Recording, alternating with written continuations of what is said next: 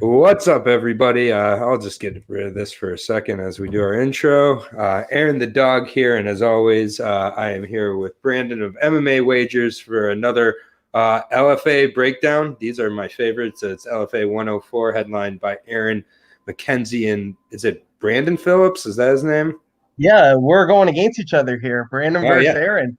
Yeah, exactly. I didn't even put that together, but Yeah. yeah, I like my side in this one, but we'll get to that later. But yeah, it's another. This is probably of the LFA cards we've covered, the one I would say is the least high voltage firepower of the. I mean, but we've really been hitting some amazing LFAs so far in 2021. So I would say this one's the most like kind of regional level. Maybe a couple guys eventually make the trip up to the UFC, but I'm not sure if this is littered with, a ton of high prospect talent. But still, I'm excited for these fights. I think they're well matched for sure. Hey, if they have odds, I'm excited. And they do have odds. So the odds have come out. Obviously, we're doing this as the weigh-ins just happened, so we don't. We'll get them tonight. Yeah, we'll get it tonight, but so far it hasn't really been playing too much of a factor in our breakdowns. We've been doing pretty well with or without it. So maybe too much information isn't always the best. Maybe too much information is too much information. But sometimes just trust your first gut instinct. And yeah, exactly. So I have that the Yuma fight is off with Carlos Candelario. Yeah, he did get a new opponent, and I'm hoping odds come out for his new opponent. Okay. But at the moment, there is the odds are still out for Carlos, so the odds makers still might not even know. It was Donovan Freelo is the guy who took it on short notice, 6-4. Yeah, I actually did research for him, so okay, I'll let you kind of lead that one. I actually didn't get to that one, so I'll be interested here. But yeah, we're gonna skip the first two fights of the night. Sydney Trulillo and Melissa Parker, and Tristan Kamaka and Gunnar Coronado. Sorry, but both maybe a star comes out of those two. Is Tristan Kamaka related to Kai Kamaka? Do you know? So he fights out at 808 Fight Factory, and I believe that is where Kai fights out of him. Might be his cousin or something. Because he does train with Ray Cooper. He trains, trains with Keanu Diggs. Probably another one of these Kamaka beasts who, could definitely be on the card soon. I did research on both these fights. I realized Thanks for joining us, Boston. What up? Who's joining us? Well, just in the comments. Oh yeah, let's keep it going. We're starting to get a little gathering. We always appreciate it. Yeah, Bunny's just getting into the LFA, so she's here to get that information. But I'm getting to LFA more and more viewers and addicts, I hope. But gonna try to do the split screen today as well. But we'll see with those first two fights. I just want to give a quick breakdown on the first two. I know there's no odds, but go ahead.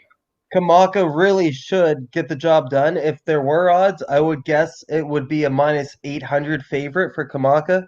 So you wouldn't have even made much money off him. And Sydney versus Melissa. Melissa's a former boxer.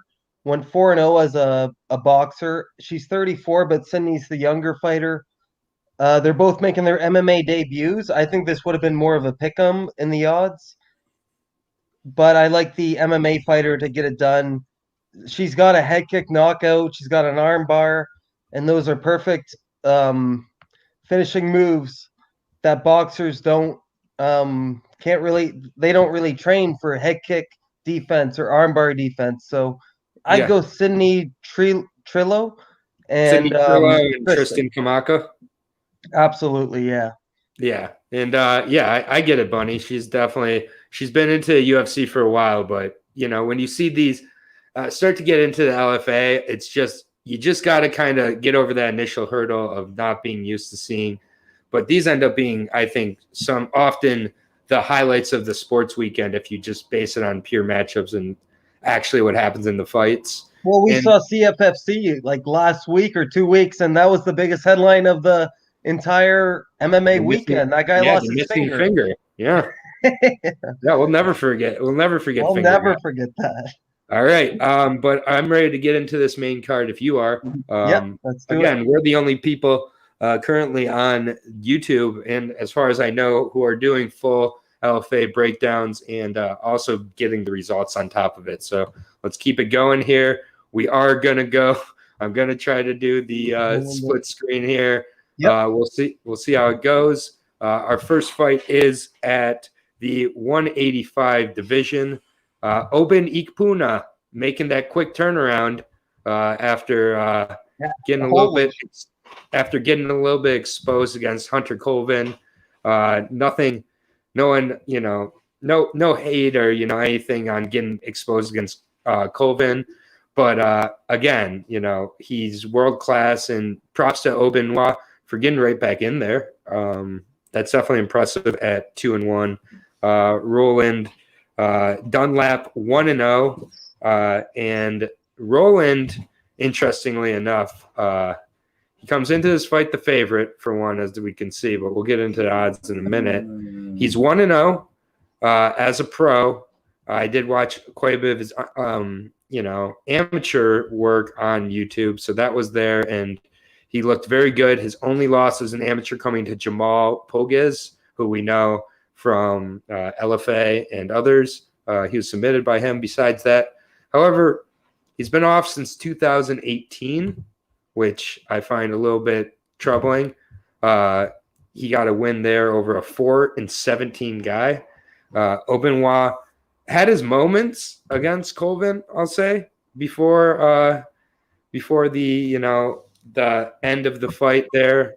He showed some explosion with the flying knee and survived a few submission attempts. But, yeah, overall, I've liked kind of what I saw from Roland when he used to fight. He used to really throw up a lot. He brought a karate style with wrestling, which, I think is a pretty nice combination. He really seems to be quite athletic, still 28 years old at this point still. Wrestled at University of Wisconsin. Looks to be well-rounded. Just 1-0 and hasn't fought in 3 years. So Obenois, obviously, like I said, had that unsuccessful bout. But besides that, he's 2-0. He's fought in LFA twice. This is going to be his third time in 2021. He had a quick finish by an armbar. So the submission game isn't completely absent there. I'm leaning with Roland, however. But after 3 years off, that's just way too big of a question mark for me to roll with him at -200. But I like Roland, and hopefully he starts to fight again. I believe he's fighting on Jackson Winklejohn now. So that's an interesting fight camp for him. But I'll take Roland. I think he's just going to be able to control the wrestling and top control and distance with his kicks. Yeah, this is like a lot of these fights are low-level MMA. You can't get like an insane read on any of these fights, to be honest. Well, maybe the main event, but yeah, Obenois Akabuna, he's been insanely active. This is his third fight in 2021. He's 1-1 in LFA. He's making his third LFA fight. He was born in Africa. He grew up in Africa. I don't know how he got it to America, but he's training with McSweeney Martial Arts at the moment. If anybody knows James McSweeney, he's a MMA vet at this point. I know he transferred to BKFC, but I was going to ask you, do you know Roland's age at all? 28. He's 28. Okay. Yep, I was able to a few of his amateur fights from 2015. He was 23 in, so just did the math. 22, yeah, he was 22, yeah, and I mean he looks like very confident in there. I don't know what the stoppage in his career was about in 2018. Like he looks like he's very comfortable, likes fighting. Again, 6-1, I believe, as an amateur as well. Yeah, so there's a lot to like. It's just that layoff is rough. An amateur record can't tell you a lot either. Like, especially when the one guy on your amateur record who's legitimate, and Jamal, he won in 1:30. Jamal is the guy that beat him, right? Yep, that's the one legit. And then Jamal, you've seen this guy for sure. Yeah, I've seen Jamal. Yep. He's only 25. He's only 25 years old at this point too, which I know we're not talking about, but And he's Still, finishing every opponent in amateur. It's not even going to the scorecards. He's getting it done by kicking punches, submissions, yep, knockouts. Everything I see about Roland Roland Dunlap, I like. Billy yep. Terry did come into that fight short notice in his debut, which was like 2.5 years ago. But I still like. I've heard good things about Dunlop going through my social medias. People have said good things about him. Mhm. I think he's got a big following. I don't want to count the African out because like we've seen how good African fighters have been coming from a different country. Like the uh, the opportunity, they take that more seriously than most because Yeah. this could seriously change their lives. And I liked Obinwa in that LFA debut submitting Dan Olegicha. It's hard to Yep. pronounce, but he submitted him round one armbar. So he obviously has some skills. He has knockouts as well. I'm excited to see what the weigh-in photos look like tonight. Mhm. And yeah, my original lean is Roland Dunlop. I've heard good things, and I think Yeah. he's gonna progress well. But I'm not counting the African out here. Yeah. 3 fights in 2021, super impressive. And to come right back from that adversity against Colvin, he didn't take any damage. He just got submitted. Exactly. And just want to say what up to Kevin Weeks in the comments. Appreciate any and all who are joining. No matter when your comments come in, I will be posting them up. I know some people have delays, some people don't. We appreciate all of the input, and you guys are along for the ride with us. But we are going to move on to the next fight. We both, oh yeah, and I'll get to the odds too in a second here. But we both do have Roland Dunlap. I believe he's around a minus 200 right now. I'll get the Is that what exact it is? odds. I'll get the exact odds in a second. Okay.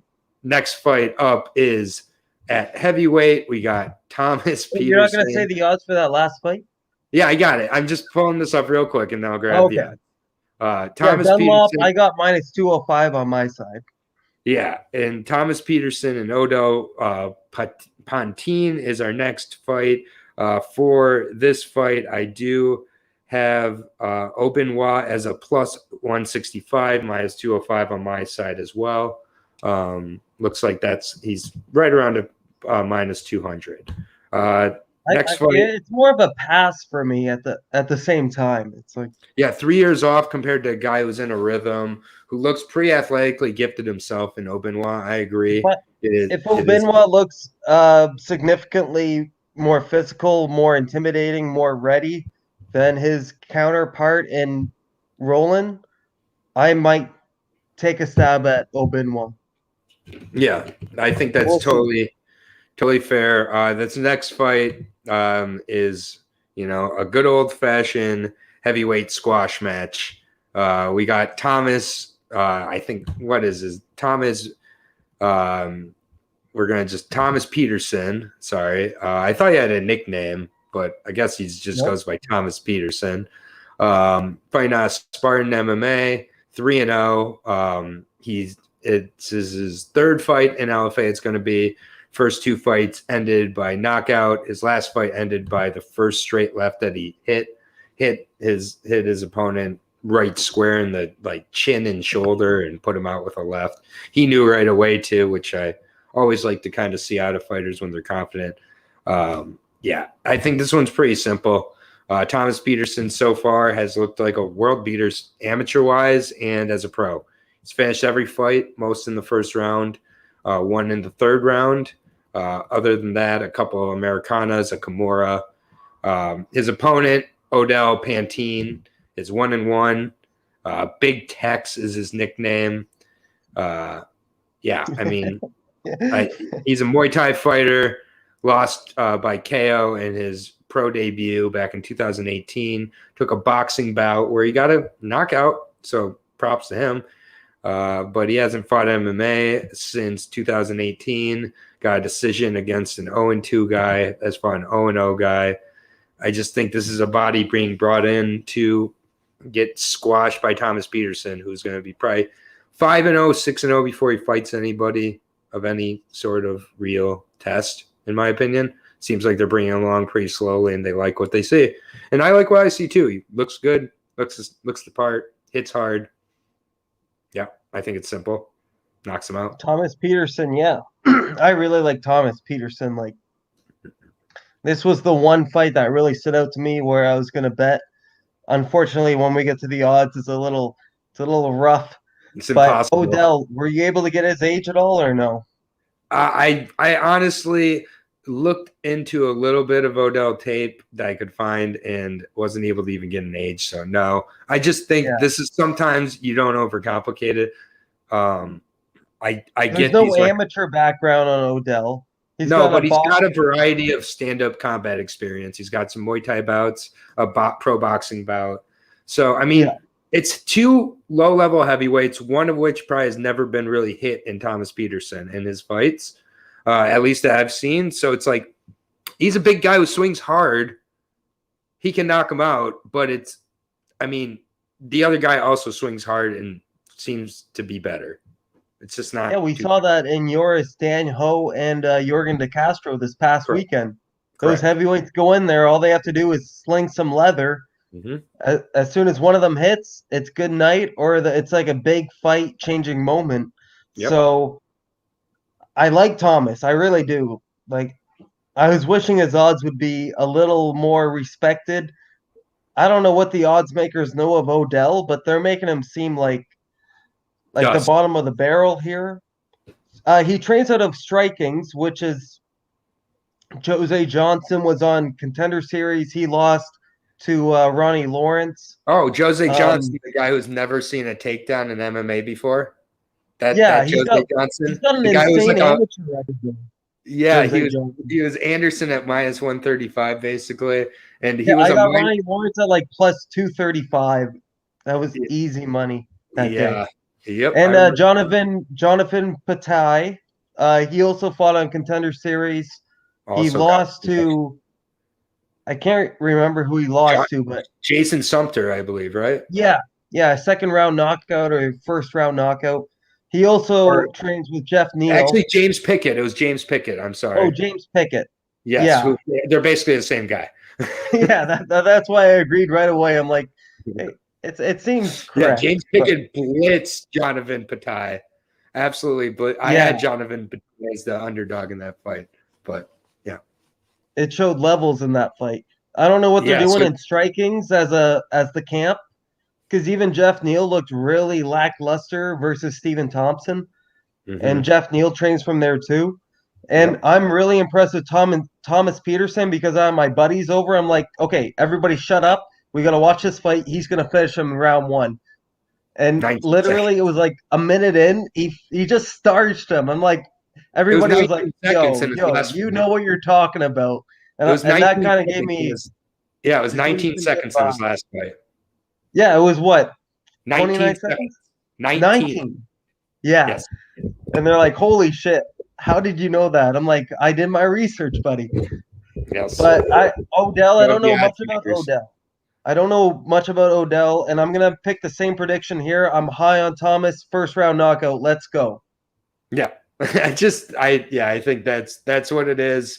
I don't know how many plus 600s have cashed in LFA, but I think Odell would be the first one, to be honest with you. Like, and that's what there was one a couple weeks ago. That wrestler got knocked out like right away. You were high on the other guy. Chris McCarty. He was a cop. Yeah, he's a police officer. Yeah, Chris McCarty. Yeah, very good. I mean, Odell has one way and one way only he wins this fight. So, yes, it's going to be – but that's also what Thomas Peterson's last opponent had was one way, and he came forward and was put out in 1970. And Odell has already been knocked out as a professional. Like, this is just LFA. This is not the best example. Yeah, this is not the best example of LFA being legit with the matchmaking, I'll be honest. Minus 1,000 for Thomas Peterson. Go ahead and put $1,000 down to win 100. That seems like a great one. Everybody has seriously, if I was a millionaire, I'd be down to put 10 grand. Well, actually, no. This is heavyweights. It's low level. I would not put 10 grand on a 3-0 heavyweight who's never been punched. Yeah, I would not put any significant money down, but it's a good parlay. piece or a round robin because we have Bellator and we have UFC, so there's a lot of options you can do this weekend. Yeah, totally fair. All right. We spent way too much time talking about that fight. Yeah. Next fight, this is a catchweight bout, which I love. I actually really like seeing catchweight bouts, particularly in LFA. I think this is where guys can figure out exactly where they're at. Javier Garcia back quickly, busted your boy, AJ Cunningham. I Yeah. gave Javier Garcia a very good chance in that fight. And you like talked I me shit all over him. Yeah, you destroyed like after like talked me complete. I was like, man, AJ Cunningham is just like the next thing, I guess. Like, which he looked like it until that He had fight. Bryce Mitchell in his corner. Come on. How does Yeah. that happen? Yeah, and like so Javier Garcia, 28 years old. I love this. Going from a plus 285 underdog to he's a favorite in this fight. I'll just say that. We'll get to the odds here in a second. And yes, you know it, Bunny, Bellator and UFC this weekend. I love how not listed here is the Ben Askren, Jake or Logan Paul fight. I love that because that doesn't belong on the line with these other fights at all. But that's yeah, it's a great combat weekend. We're super pumped. We got the Bellator breakdown preview on the channel already. If you guys haven't checked it out, me and Brandon absolutely killed it. If I say so myself, I love doing those, and they genuinely help me, and I hope they help you guys just like this. But Javier Garcia coming off that decision win against AJ Cunningham, threw in some really nice leg kicks, threw in good takedowns, really just mixed it all up, and looked really good against AJ Cunningham. Cunningham did look very tentative, was not throwing a lot, but that has to do with Javier as well. Timothy Tevez, 29 years old, and sorry, I totally forgot about the screen here, but I'll get over to that now. Timothy Tevez, 29 years old. He is currently 5-2, fighting out of Hawaii, so another Hawaiian on the card here. And sorry, 5-2 versus 6-3. Tevez coming off a decision loss to Scotty Howe, which I'm not familiar with, 4-3 guy. Before that, had a very good fight with Kai Uragi, 7-2 in Titan. It was a really, really close fight. What Timothy does very well is Timothy's a good power puncher. Does a good job of pressuring and crowding his opponent. So, but Javier Garcia kind of also does a good job of crowding and pressuring his opponent. And one is Tevez, who uses his boxing and power punching to try to do that. Javier more uses the leg kicks, the movement, and the left hook to a single leg. That's his kind of signature combo that he uses here. It's kind of all about who can establish their control and where the fight takes place. I think if this is majority on the feet, I expect Tevez to be a little more active than Cunningham and possibly be able to steal a decision, but I think Javier Garcia uses a similar game plan they used a few weeks ago on March, I believe March 14th. I believe it was in March 19th. March 19th. So it's not even going to be a month ago. But I don't think he's going to reinvent his plan here. I think it's going to be leg kicks, movement, left hook to single leg. If Timothy can stuff those, then I think Timothy can run away with this, though. I think that this is a spot where I do like the dog, especially at the price. I think this is kind of a overreaction from the odds makers after big dog hitting an upset against Cunningham. And I think Tevez is, I get it. He came off a loss last year to Scotty Howe. Those things will happen. He has some solid wins as well. And at 29 years old, both these guys are young in their prime, 29, 28, similar sizes. I think that Javier tries to use the same game plan, and I'm just not sure if it works. I see this being a very close, competitive fight. I think it does end up going to distance. And so this is a dog or pass for me. I'm going to take the dog. I'm going to take a decision for Timothy. I just think that he's got real good size, and at 150, not trying to cut down to 145. I think that's a good idea for him. At 155, he looks plenty big, frankly. I think he also can throw some leg kicks back at Javier, which is often the best counter for a leg kicker. And I mean, Javier just is by no means a world beater. I mean, he's 6-3. He's lost by submission a couple times also. So, and he's lost to a guy who's 4-2 as well. So I'm just not crazy. Once I saw the odds, maybe that made me lean the dog a little more, but I think this is one of the potential dogs to hit if there is one tonight. So I'll take Timothy Tevez decision. This is definitely a close fight. Javier made me look like a dumbass last fight versus AJ Cunningham. I really expected AJ to come out with that more submission savvy game plan, but he could never really get going. Javier really controlled him, and you got to give props to Javier in that fight. And the odds makers agree. Like they definitely put that into a high perspective. Timothy Teves making his LFA debut. He did lose his last fight. He's got something to prove here. He's from Hawaii. Those guys don't go out easy. Either way, I see this going the distance, and I think it's whoever can implement their game better. Javier being the fresher fighter, just fighting literally a month ago or a month and a little bit. Yep. He didn't take much damage in that fight. He did what he was supposed to do. I like Javier in this fight. I know the odds are a little off in my opinion, but at the end of the day, if I don't pick Javier here and he wins again, I'm just never gonna forget it. So okay. I like Javier Garcia. Yep, that's fair. I mean, he went from a plus 285 dog to now Javier Garcia is a minus 250 favorite, plus 175 on Timothy Tevez. I just think that if Tevez can stuff those takedowns on the feet, other than the leg kicks, I didn't see anything too crazy from Javier, to be honest. Like I thought Javier also, I don't think he's ever lost by. Oh yeah, he lost by a knockout as an amateur.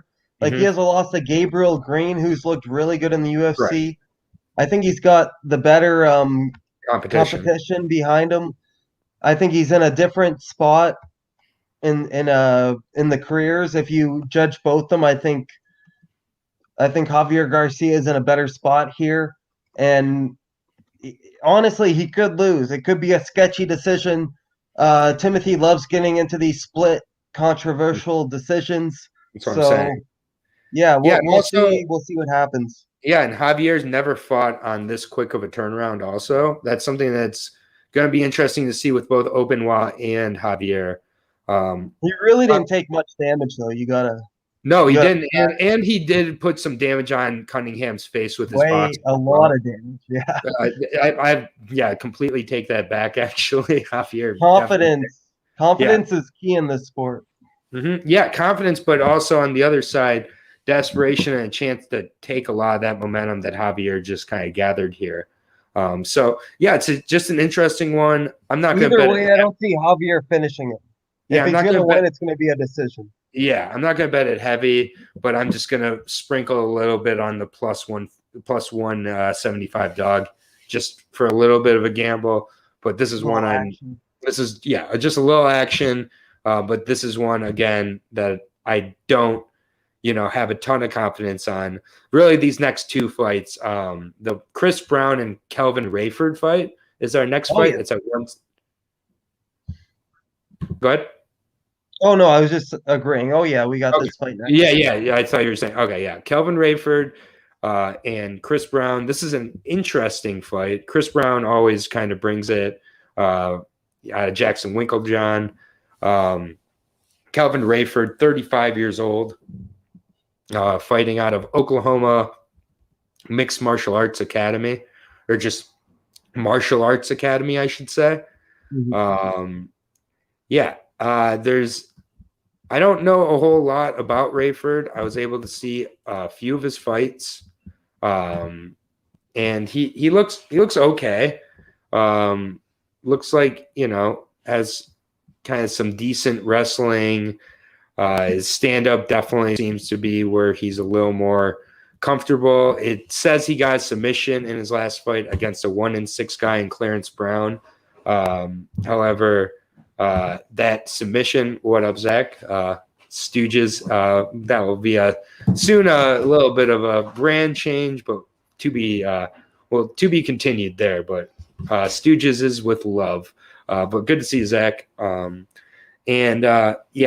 With this fight, Kelvin Rayford coming off a 1-6 guy, the submission that he had did end up being a submission from punches. So it wasn't any sort of jiu-jitsu there. And it was after 2 straight rounds where his opponent couldn't stop a very simple single leg, and then he was kind of stuck in like a side saddle position and just kind of beat him up. So for Kelvin, he's going from like a non-fighter in Clarence Brown at 1-6 to like a decent guy, definitely a guy who's been tested on the regional scene at 5-3 in Chris Brown. Chris Brown, 31 years old, 5'11", 74-inch reach, 170. Jackson Winklejohn. His last fight was against Ignacio Bahamondes. This was at welterweight, and he went to a split decision with Bahamondes. And then he is on a 2-fight losing streak. Also lost to Carrington Banks, very good wrestler, very good guy. Neither one of those losses, I think, are anything to be ashamed of, and many, many levels up on Rayford, to be honest with you. Rayford also 35 years old. That gives me some hesitancy. Chris Brown's been in there with some good, decent guys besides Ignacio and Carrington as well. And had a really good fight with Thomas Gifford early in his career when Thomas Gifford had over 20 fights. And I just think Chris Brown comes out here, and I think he kind of puts it on Rayford a little bit. I would expect that Rayford ends up getting KO'd somewhere in the first 2 rounds. I just think that Chris Brown's going to be more active, going to be the better, well-rounded guy, better conditioned guy, younger guy, better camp. Just I got Chris Brown here. KO round 2. Yeah, UFC's really going MMA's really going mainstream. We had Will Smith last week. Now we got Chris Brown fighting. So those are some two big names in the game. And Will Smith got robbed. His celebrity status didn't help him in his fight. I know. I bet him, and I'm like, no matter what, it's got to be 29-28. And then I hear this bullshit. It is what it is. Maybe Bellator judges. It doesn't matter what judges in MMA. They're going to make mistakes. Yes, that was rough, though. Will Smith won that fight, even though I got Sriracha all day. I reached out to him on Instagram, and he told me to stay spicy. So he's a good guy. There we go. I like Chris Brown too, man. Like, he's faced the way better opposition. Yeah. We look at Kelvin Rayford. It doesn't even specify how he won by submission. It doesn't specify what round he won in. These are some low-level promotions he's fighting in, like KSC or Ring in the Cage, Oklahoma City record. Like, let's see here. Rage in the Cage. Sorry, what did I say? Ring in the Cage. Rage in the Cage. Yeah, it was a 1-6 guy in Clarence Brown. He's fought a 2-1 guy. I don't even know how he's winning these submissions. Well, the submission again was Clarence Brown tapped out from ground and pound. Yeah, I do know that. So that's that submission win. He's faced a 2-1 guy, a 3-2 guy, a 1-2 guy, a 1-0 guy, an 0-0 guy, and an 0-2 guy. The 0-0 guy was Matt Dixon, and Matt Dixon ended up submitting him. Matt Dixon, we've seen on the Contender Series, good wrestler, but I think Kelvin's a model apparently on the side too. He's very handsome. He's got some extra income coming in. So he doesn't want to get that pretty face punched in too much. Kelvin's also 35. He's a little older. But for welterweight, it's not the oldest. 35, you can still hang in there. Chris Brown, the younger of the two, 31, turns Yeah. 32 actually tomorrow. Chris Brown has a birthday tomorrow. So if you want to Birthday reach out, give Chris Brown a birthday, wish him good luck, because I'm going to be betting him right after this fight. Yes, sir. Right after this video we do, because I believe he's bettable at Yes. the odds right now.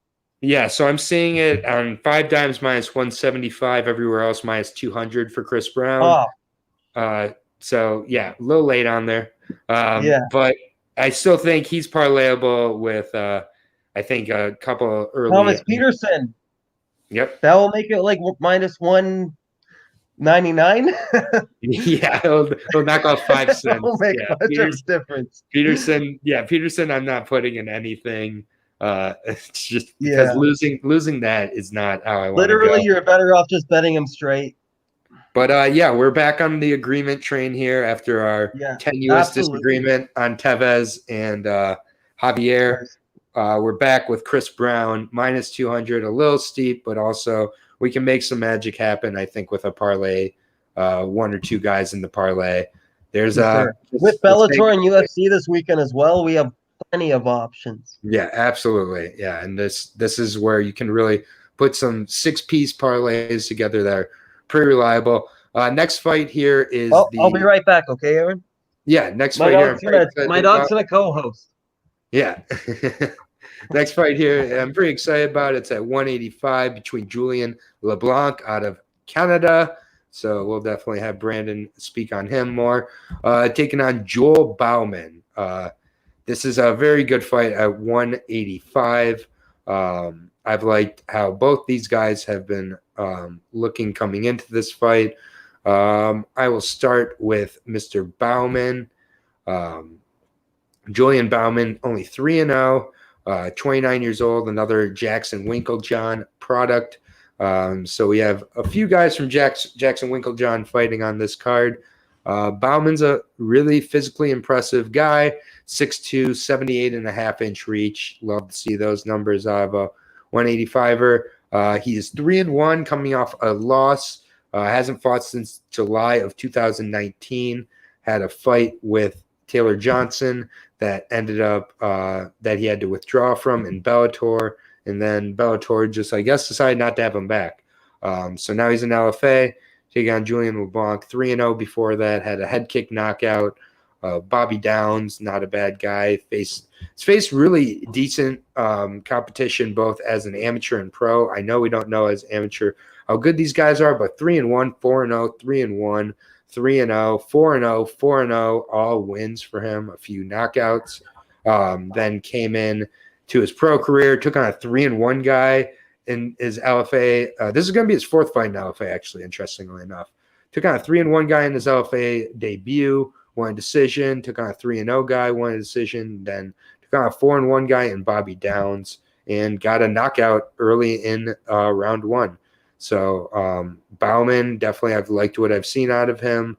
Downs has gone on to lose 2 more fights after that. The Jordan Young fight was good. Had a really good scramble that he ended up just making a mistake and leaving his arm in for the triangle. But I do think that's a loss that you can definitely learn from. Julian LeBlanc, also 29 years old, 6'2" as well. Don't have the reach on him. He is also coming off a loss, although it was a decision to a 15-11 guy in Damien Lapoulis in 2018. So another guy has been off for a while. Had some fights, had 4 fights booked over the last year or so that have fizzled out. With this one, I really do like Joel Bauman, quite a bit. I think just physically, he's going to be able to really impose his kind of will on this fight. I think that there's a chance that he gets the knockout. I do think that he can wrestle as well, but I think he'll be smart to avoid it. But Jackson Winklejohn going to have a good game plan. 3 or 4 guys from Jackson Winklejohn on this card. I like Joel Bauman quite a bit in this one. I think you can pair him up with Chris Brown for a quick little 2-piece. Yeah, absolutely, man. My first initial pick was the guy facing Joel Bowman. Yeah, I do like Joel Bowman. They both have a similar age. I think they're both 28 29. 29. or 29, sorry. Yep. Yeah, and Joel Bowman, 3-1 as a professional, so 4 total fights, 6-0 as an amateur, 10 fights altogether since 2016. So he got into the game when he was 24. Yep. Julian LeBlanc, 5-1, 6 total fights as a professional, 4-0 as an amateur. So same thing, 10 total fights altogether. Julian LeBlanc with a lot more experience in MMA.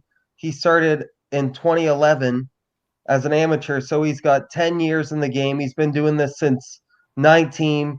Canadians have been looking like really good lately. There's a Canadian that beat a Sanford MMA guy last week in CFFC. I can't remember his name at the top of my head, but he cashed as an underdog. Um, I'm not trying to be biased. I'm a Canadian. I'm going to root for my Canuck here, Yep. Julian LeBlanc. I know the layoff is a little worrisome. He had so many fights lined up, and they just didn't make it. So he's obviously had camps. Um, he's been training for certain fights that just never materialized. This one seems to be pretty safe to say that it's going to happen. Knock on wood. He's going to want to get in there, show what he's made of, uh, make his country proud. Joel Bowman. My initial pick was Joel Bowman, but I did further research, and I really think the Canadian has a chance here. I'm gonna see the weigh-in photos tonight.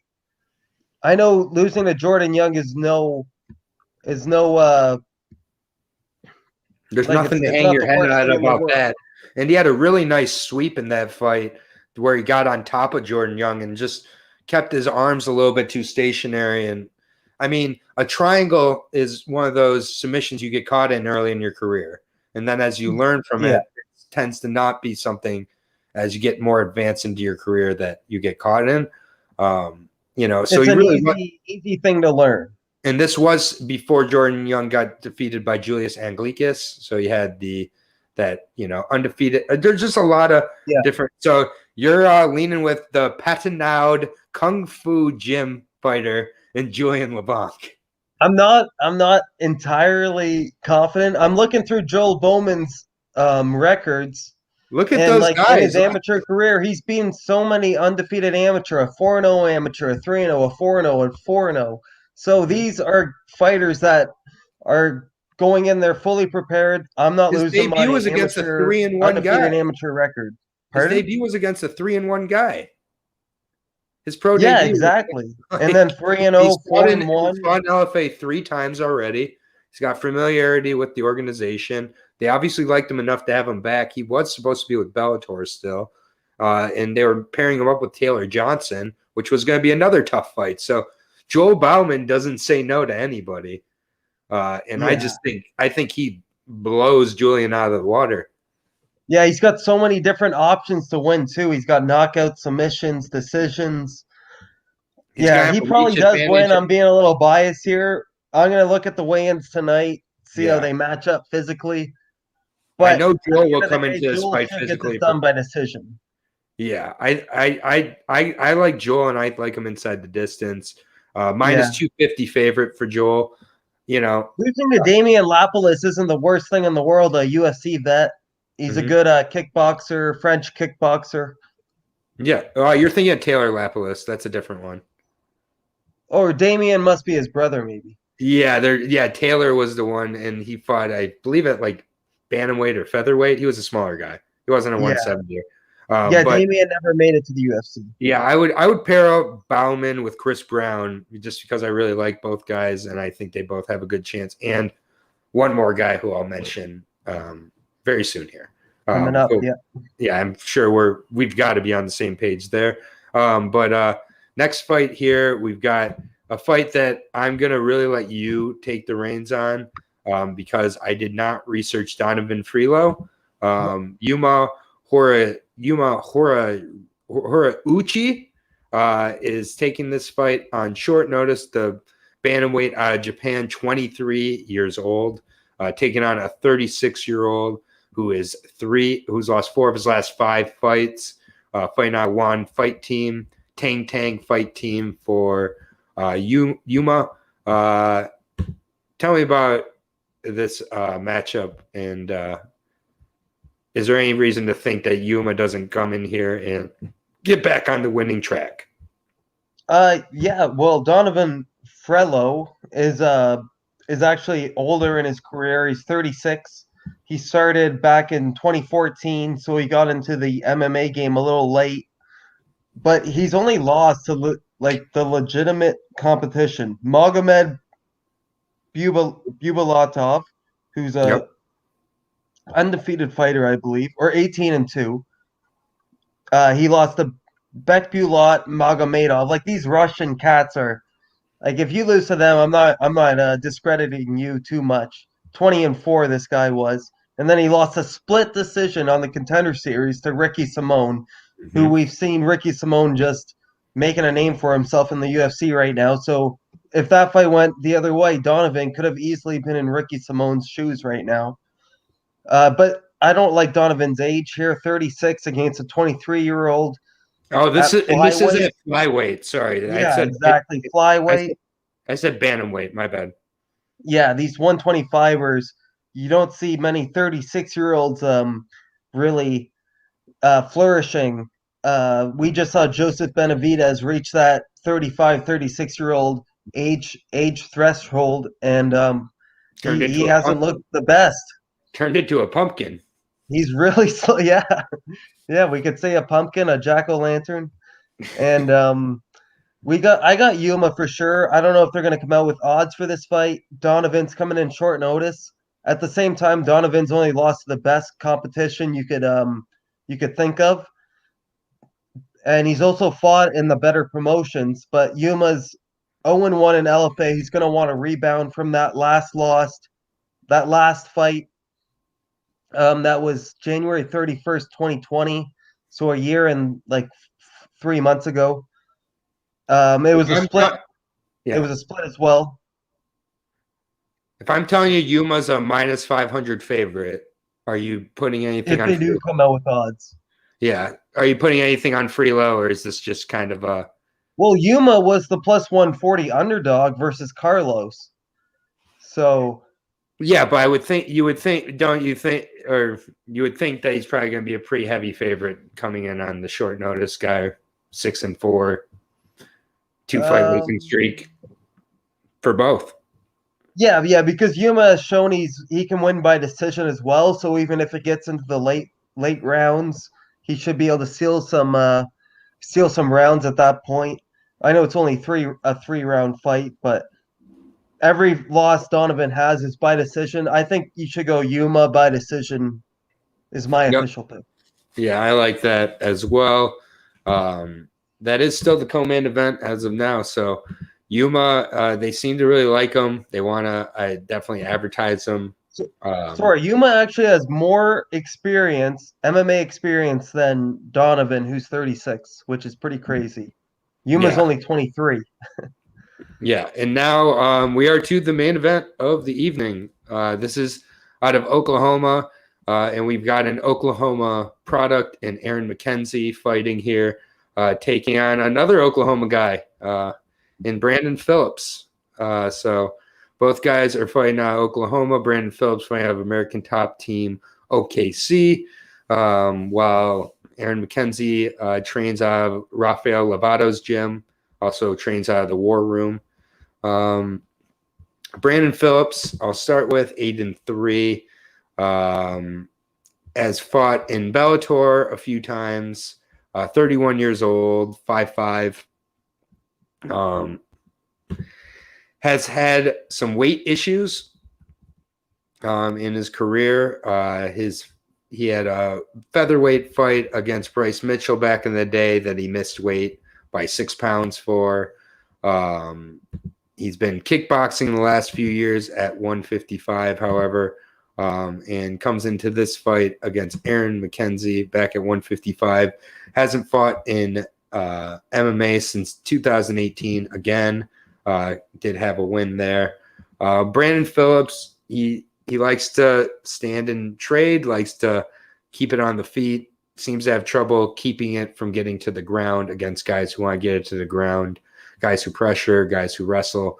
That's what Aaron McKenzie does. Aaron McKenzie just he fights like Oklahoma guy fights. So he fights like Jimmy Flick, fights like a lot of these other just kind of hard nose, ground down a wrestling performance against Joe Giannetti, throws good boxing, throws good leg kicks, just wants to pressure, be in your face. Just the kind of tone Brandon Phillips doesn't work with. Has a split decision against Chris Gonzalez that he was on the wrong side of.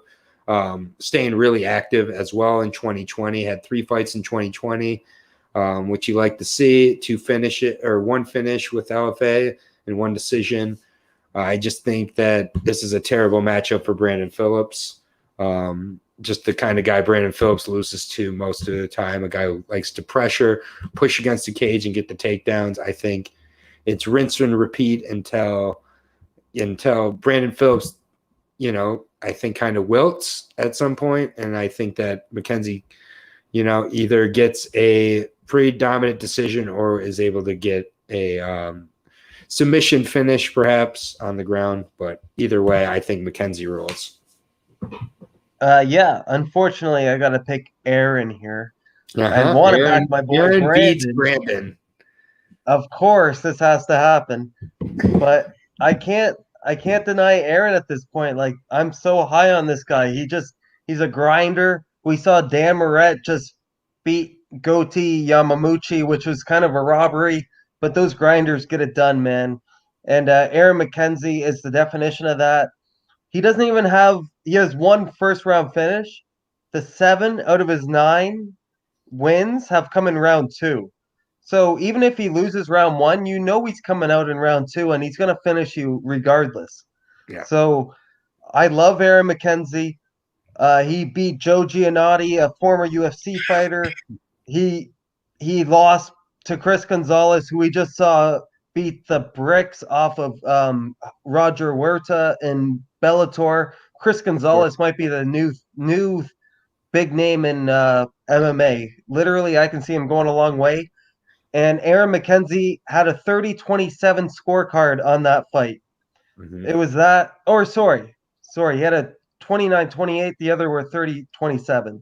So I didn't watch the fight personally, but it was obviously close. Brandon Phillips coming off some kickboxing fights. He obviously hasn't been training MMA, submissions, wrestling. Aaron McKenzie, that's what he shines in. He should be able to take this guy down, do what he wants with him. Brandon Phillips has lost by a submission before, a triangle. So even when he's on top, it's not safe. He's not even safe when he gets the fight to the ground. He's lost by 2 decisions, 2 unanimous. He does have a knockout chance. I'm never going to count somebody out with a knockout chance. But Aaron McKenzie at the same time has never lost by knockout. Aaron McKenzie went to a decision with AJ McKee Jr. Yeah, Brandon Phillips did.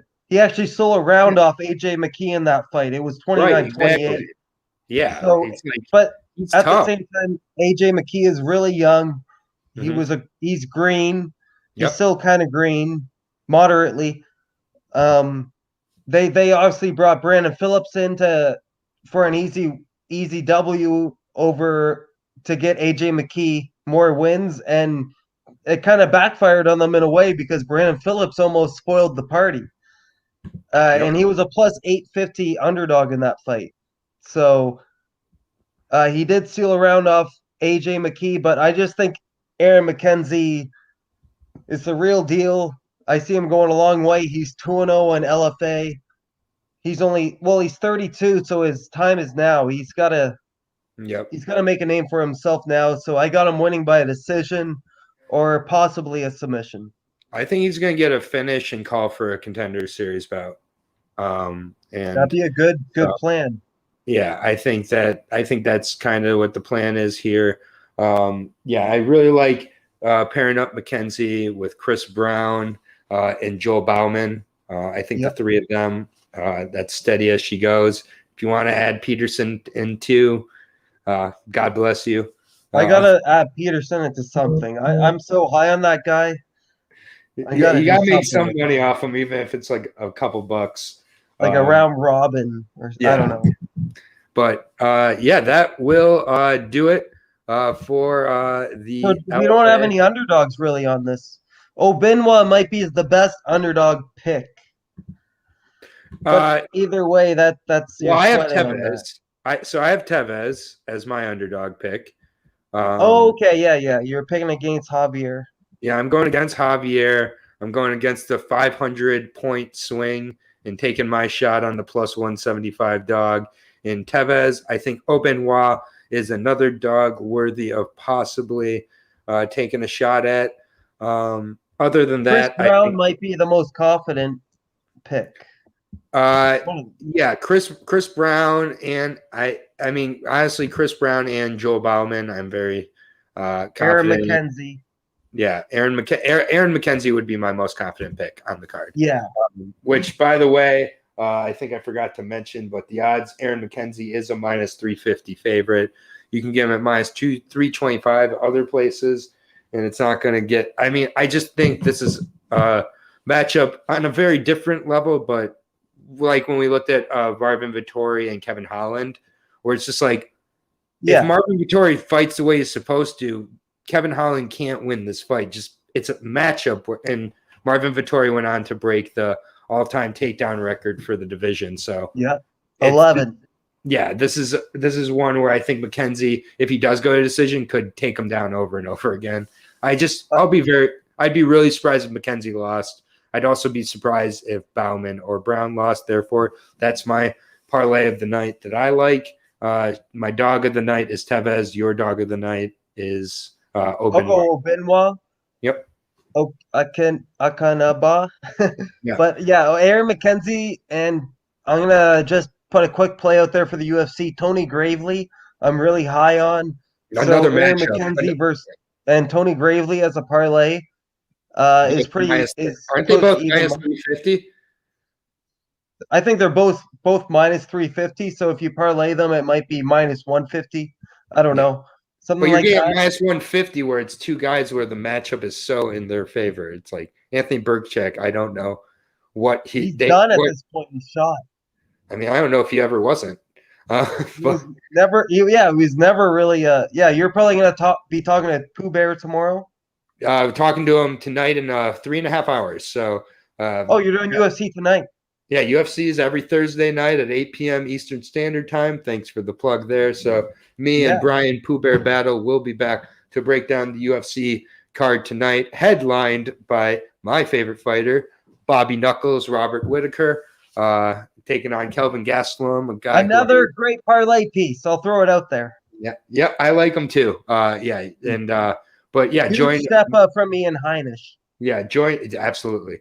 Join Brian and I tonight at 8 p.m. Eastern Standard Time. So literally 3.5 hours from now, I'm going to get some last minute tape in. I'll tune in, buddy. You'll see my stats. Yeah, I always, an unofficial statistician, MMA Wagers.